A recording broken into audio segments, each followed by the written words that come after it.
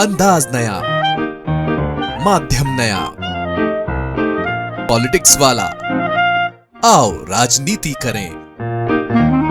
Vote चोरी हो रही है, इलेक्शन कमीशन वोट चोरी में इन्वॉल्व। नमस्कार, पॉलिटिक्स वाला पीएम टाइम में एक बार फिर आपका स्वागत है। मैं पंकज मुखार्जी। आजादी के 78 साल पूरे हुए, हिंदुस्तान 69वें वर्ष में प्रवेश कर रहा है, पर आजादी कितनी बरकरार है? क्या वाकई देश में आम आदमी आजाद है? क्या उसको अपनी बात कहने का अधिकार है? क्या मतदाता की मर्जी से मत डालने की आजादी है?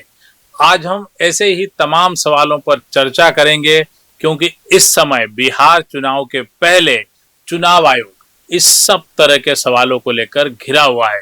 सबसे बड़ा सवाल इस आजाद लोकतंत्र पर ही उठ रहा है। पूरे सोशल मीडिया पर हैशटैग वोट चोरी ट्रेंड कर रहा है। इसके अलावा बिहार में मतदाताओं के नाम कटने की बात भी लगातार कहीं न कहीं अलग अलग प्लेटफॉर्म पर उठ रही है। लोकतंत्र को चुनने वाली जनता की हक का सवाल है। लोकतंत्र में मतदाता कितना आजाद है? राहुल गांधी सवाल उठा रहे हैं वोट चोरी का। नए सवाल उठे हैं बिहार से, यहाँ मतदाताओं के नाम काट दिए गए हैं। सवाल ये भी है कि क्या जो सत्ता पक्ष में वोट नहीं देगा, हम उसके वोट का अधिकार ही छीन लेंगे? क्या 78 साल की आजादी का अंत यही है कि हम मतदाता से उसके मत का अधिकार भी छीन लेंगे, या चुनाव आयोग खुद किसी गुलामी में है? वो खुद गुलामी की जंजीरों में जकड़ा हुआ है। सवाल उठाने का ये एकदम सही वक्त है, क्योंकि कल हम आजादी की वर्षगांठ मनाएंगे, कई वादे करेंगे, इतिहास की बातों को दोहराएंगे, पर आज वर्तमान में हम कहां खड़े हैं, इस पे बात करने का ये सबसे सही वक्त है।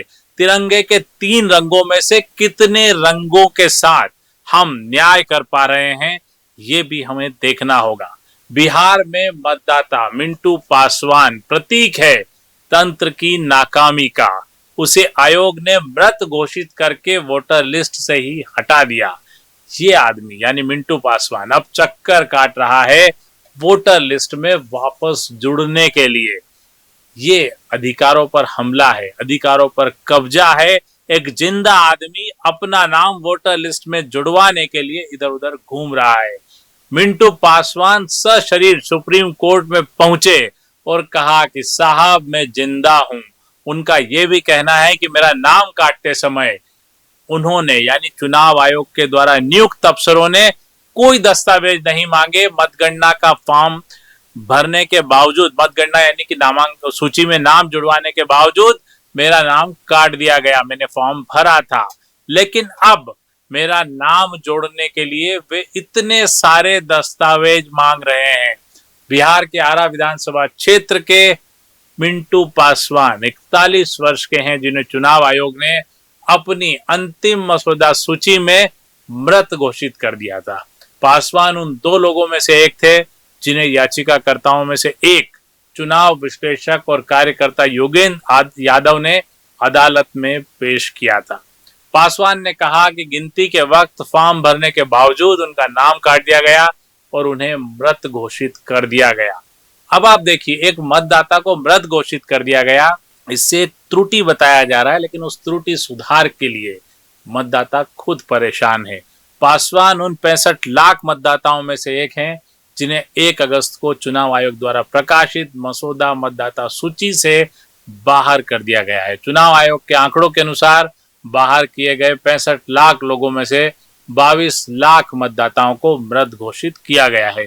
36 लाख स्थायी रूप से स्थानांतरित हो गए हैं या उस पते पर नहीं मिले हैं, और 7 लाख मतदाता कई जगहों पर नकली पाए गए। बिल्कुल अच्छा प्रयास है, लेकिन इस व्यवस्था की त्रुटियों पर कौन बात करेगा? अदालत एक मतदाता का भी वोट से वंचित हो जाना लोकतंत्र के लिए धब्बा है, जहां एक एक वोट को अधिकार बताने के लिए हम संवैधानिक व्यवस्था लेकर आते हैं, वहां पर एक भी मतदाता यदि वोट नहीं डाल पाता है चुनाव आयोग की त्रुटि के कारण, तो इसका जिम्मेदार क्या कौन होगा? क्या यह सिस्टम की नाकामी नहीं कही जाएगी, या त्रुटि मानकर मिंटू पासवान को राइट ऑफ कर दिया जाएगा, खारिज कर दिया जाएगा? त्रुटि किसकी, भुगतेगा कौन? अदालत में चुनाव आयोग का प्रतिनिधित्व कर रहे वरिष्ठ अधिवक्ता राकेश द्विवेदी ने पासवान को अदालत में पेश करने को नाटक करार दिया, क्योंकि वे सरकार की तरफ से पैरवी कर रहे थे। हालांकि पीठ ने कहा कि यह अनजाने में हुई त्रुटि हो सकती है, जिसे सुधारा जा सकता है। ठीक है, अदालत में आपने गलती मानी, हम भी मानते हैं गलती होती है, पर गौर इस बात पर करिए कि गलती सुधारने को कोई तैयार नहीं है। अदालत में गलती जरूर मानते हैं, लेकिन त्रुटि है तो उसे सुधारिए। सुधारेगा कौन? पर जिन हाथों ने नाम काटा है वे अब किसी भी तरह से नाम जोड़ने को राजी नहीं है। सुधार के लिए वही हाथ जो नाम आसानी से काट देते हैं तमाम नियम कायदे गिना रहे हैं। याचिकाकर्ताओं की ओर से पेश वरिष्ठ अधिवक्ता अभिषेक मनु सिंघवी और गोपाल शंकर नारायणन ने तर्क दिया कि मतदाताओं को पहले से भरे हुए गणना फॉर्म भेजना और बाद में बिना किसी पूर्व जांच या सुनवाई के 65 लाख लोगों के नाम मतदाता सूची से हटा देना नागरिकों के वोट देने के अधिकारों को खत्म करने का एक आकस्मिक तरीका है। यह प्रक्रिया तब अपनाई गई जब नवंबर में होने वाले विधानसभा चुनावों में केवल 2 महीने बचे हैं। शंकर नारायणन ने कहा, एक मतदाता का मतलब है कि कोई व्यक्ति जो पहले से ही मतदाता सूची में है। गणना फॉर्म सांकेतिक दस्तावेज केवल चुनाव आयोग की कल्पना की उपज है, वो भी चुनाव से ठीक 2 महीने पहले। जनप्रतिनिधित्व अधिनियम में ऐसी कोई प्रक्रिया नहीं है। उन्होंने जोर देकर कहा कि मतदाता सूची से नाम हटाने की प्रक्रिया बिल्कुल सख्त होनी चाहिए, जैसा कि संसद का इरादा था, लेकिन हुआ इसके उलट। उन्होंने सवाल किया, चुनाव आयोग को यह सब करने की शक्ति किसने दी, किस कानून और किस अधिकार की तहत? अदालत ने यह भी कहा कि मतदाताओं को अपनी पहचान साबित करने के लिए 11 दस्तावेजों का विकल्प देना मतदाता हित में है, न कि मतदाताओं का कोई इसमें नुकसान है, जैसा कि याचिकाकर्ताओं ने तर्क दिया है। पीठ ने कहा कि झारखंड में इस तरह के पुनरीक्षण में केवल 7 दस्तावेजों की अनुमति थी, जबकि बिहार में इसे बढ़ाकर 11 कर दिया गया है।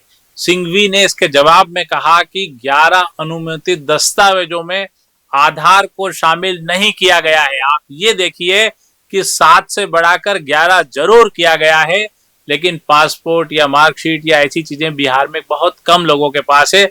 लेकिन सबसे बड़ा 87% लोगों के पास जो दस्तावेज है वो आधार है, उसको इस दस्तावेजों में शामिल नहीं किया गया है, जबकि सरकार ने आधार को सबसे बड़ा पहचान पत्र माना है।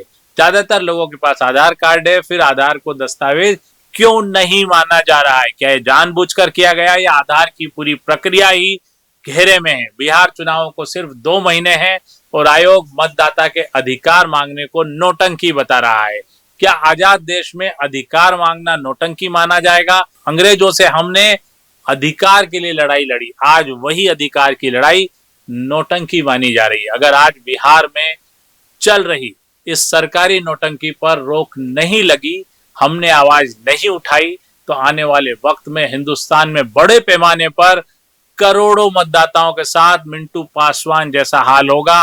हर किसी को मिंटू जैसे सुप्रीम कोर्ट जाने की सहूलियत भी नहीं होगी। एक त्रुटि और आप खारिज कर दिए जाएंगे। आप जब तक खुद को जिंदा साबित नहीं करेंगे, चुनाव हो जाएंगे। अधिकारों की लड़ाई के लिए तैयार रहिए। आप हिंदुस्तानी नागरिक हैं, किसी राजनीतिक पार्टी के गुलाम नहीं। आज के लिए इतना ही। आप सभी को आजादी मुबारक। धन्यवाद, शुक्रिया। चैनल को लाइक और सब्सक्राइब करना न भूलें।